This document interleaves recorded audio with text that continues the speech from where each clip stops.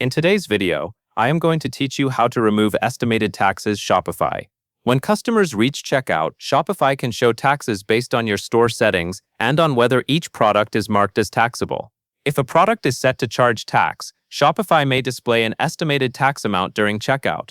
One straightforward way to remove that estimated tax for a specific item is to turn off tax charging on that product. To begin, sign in to your Shopify admin. From the left-hand navigation, go to Products. This is where Shopify lists every item in your store, including active products, drafts, and any items you may have archived.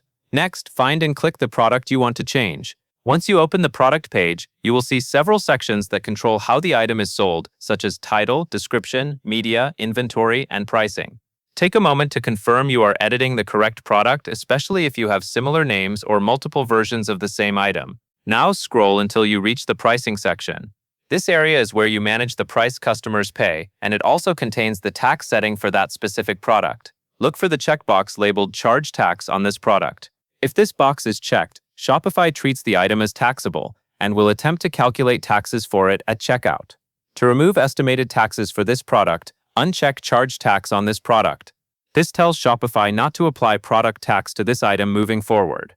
Be careful here because this change affects how taxes are applied for this product across your store. If you sell in regions where you are required to collect tax, make sure this adjustment matches your tax obligations and the type of product you are selling. Finally, click Save. Saving is important because Shopify will not apply your changes until they are saved. After you save, the product will no longer be marked as taxable, which can prevent estimated tax from appearing for that item at checkout. Repeat the same process for any other products you want to adjust. And that covers everything you need to know.